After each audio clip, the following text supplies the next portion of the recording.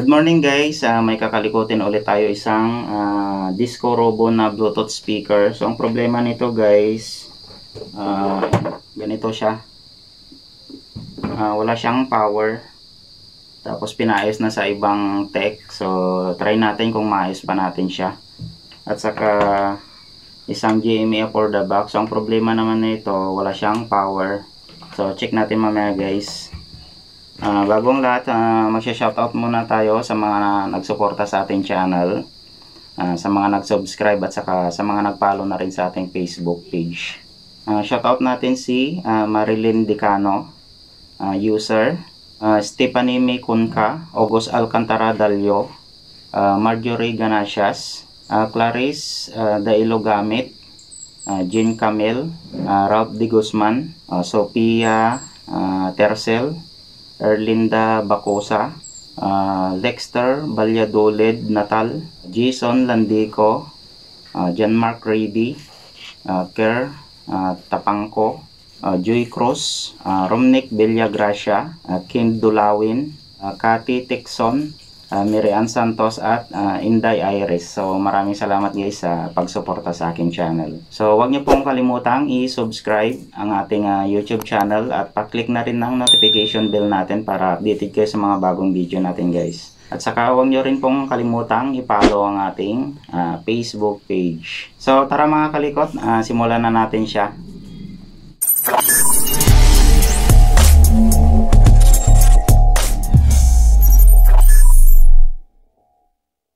Unahin muna natin guys yung GMA for the box. Yan, try muna natin para at least makita nyo rin. So yan mga kalikot, wala siyang display. Yan, buksan na lang natin siya. Ang ingay na ng electric fan natin sarili nating electric fan, hindi pa natin maayos-ayos no.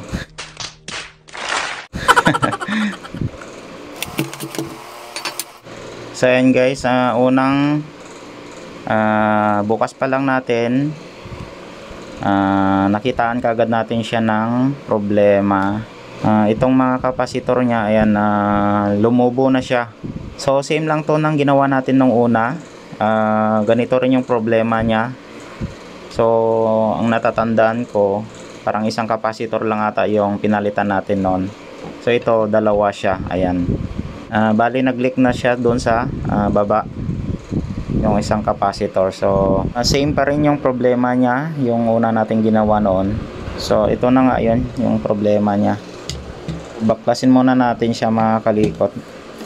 Parang ito ata yung problema ng mga for the box ngayon.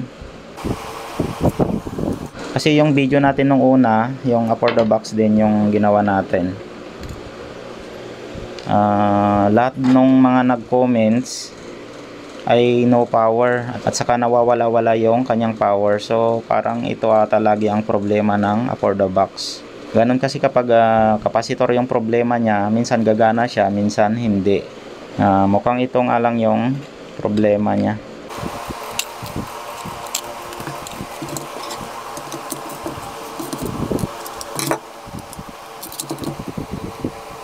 Tapos may mga lost connection na rin siya. Papasadaan natin yan mamaya guys ng hinang. So tanggalin muna natin itong dalawang kapasitor, papalitan natin siya.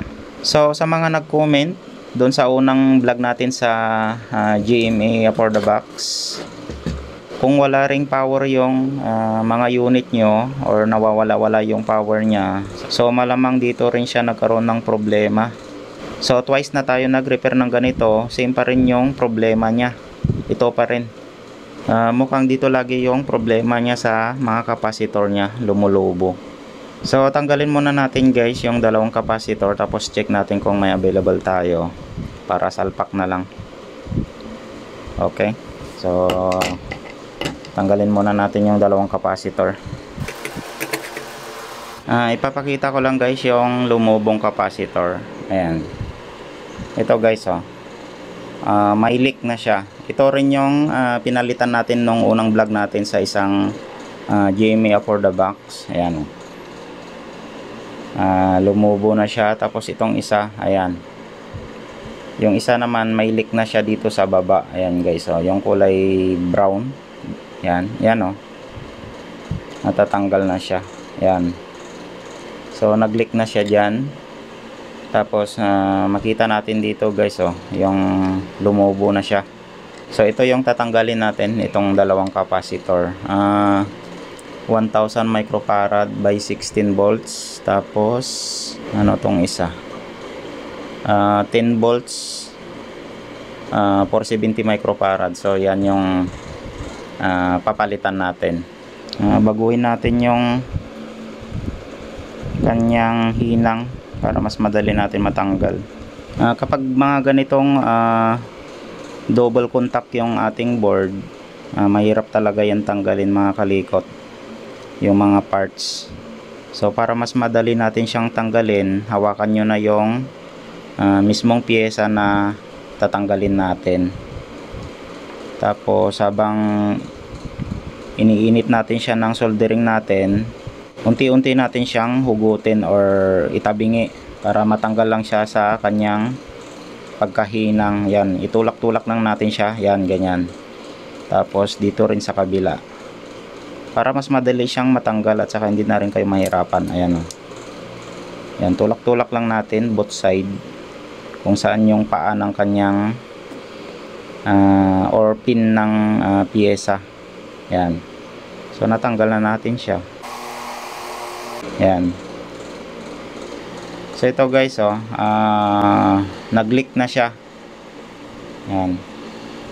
Tapos pag kinabit nyo rin mamaya guys, may polarity kasi yung electrolytic capacitor. So may positive negative siya. So kung saan nyo siya tinanggal or kung saan yung negative nya, doon rin natin siya ibabalik.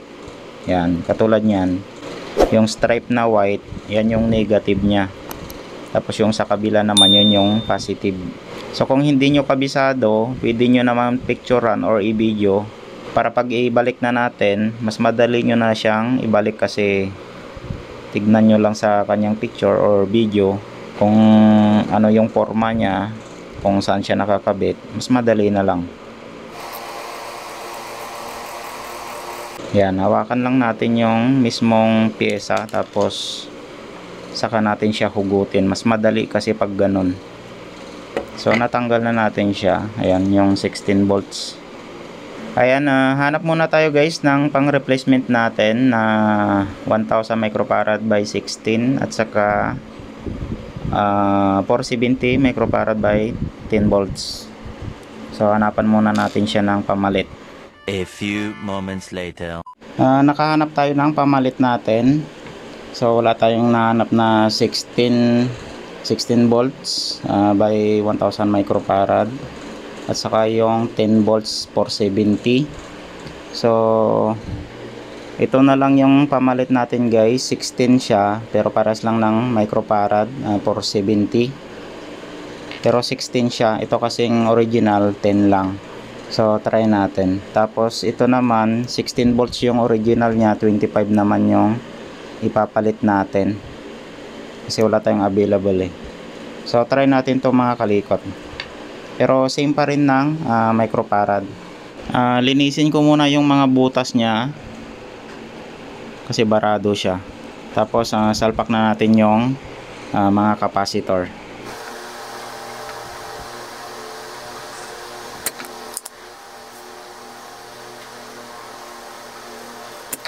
Ikabit na natin siya mga kalikot. So kung saan yung negative nya, doon rin natin ilagay yung negative. Doon sa stripe na yun, yun yung negative nya. So kailangan clear yung kanyang butas para mas madali natin siyang ipasok.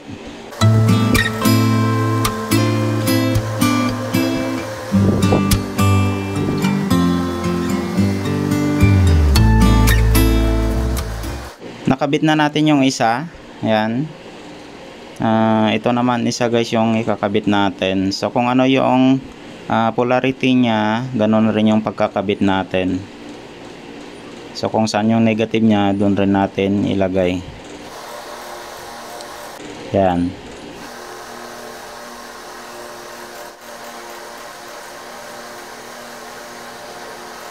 nakabit na natin.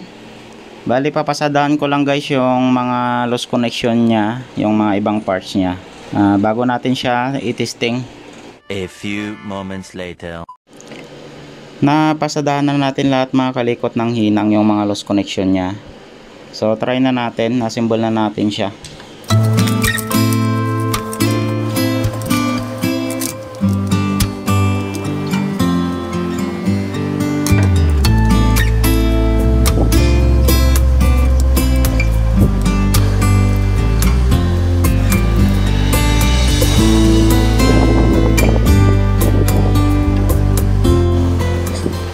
Try na natin siya mga kalikot.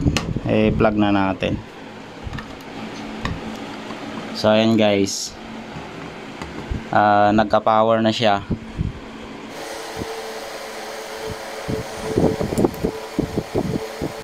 So okay na siya mga kalikot. Bali ito lang yung pinalitan natin.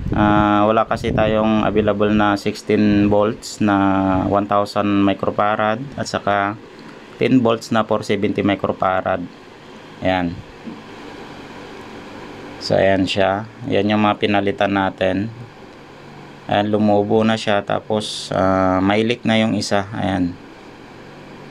Ngayon na may available naman tayo na 25 volts. Tapos 16 volts. Yun na lang yung nilagay natin. Okay naman yun mga kalikot. Basta wag lang tataas doon or bababa. Tapos yung kanyang microfarad, kailangan same rin sila.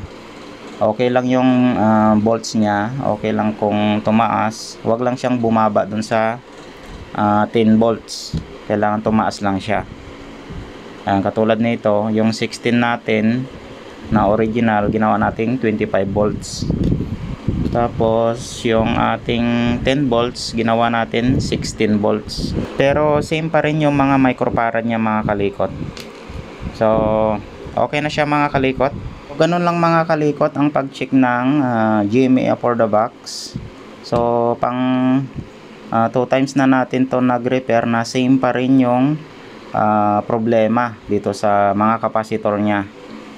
Dito guys, dalawa yung pinalitan natin. Yung naunang vlog natin, isa lang. So siguro nga yung mga nagko-comment sa ating comment section about dito sa for the box, try nyo muna mag visual check para check nyo yung mga kapasitor kung may lumubo ba or kung may problema sa kanyang power supply. So check nyo muna ito guys, yung mga kapasitor nya. Baka doon lagi nasisira itong for the box. Kasi maraming nag-comment sa ating comment section na walang power, minsan nagpa-power, minsan hindi daw. So try nyo to guys, i-check yung dalawang capacitor na to. So yun lang. Yan, okay na siya. At saka shoutout naman natin guys si Boss Ronnie Daos. Bali sila yung may-ari nitong GMA for the box na ginawa natin. Okay, so sana makatulong ulit tong video na to sa inyo mga kalikot. Kapag nakatulong itong video na to sa inyo mga kalikot, huwag nyo pong kalimutang i-subscribe ang ating YouTube channel at pa-click ng notification bell para updated kayo sa mga bagong video natin. At saka huwag nyo rin pong kalimutang i-follow ang ating Facebook page. At saka maraming salamat din sa mga nag-subscribe at saka sa mga nag-follow sa ating Facebook page. Sana huwag kayong magsawa. So maraming salamat ulit guys. Ingat kayong lahat ngayon. God bless sa ating lahat mga kalikot. Bye bye.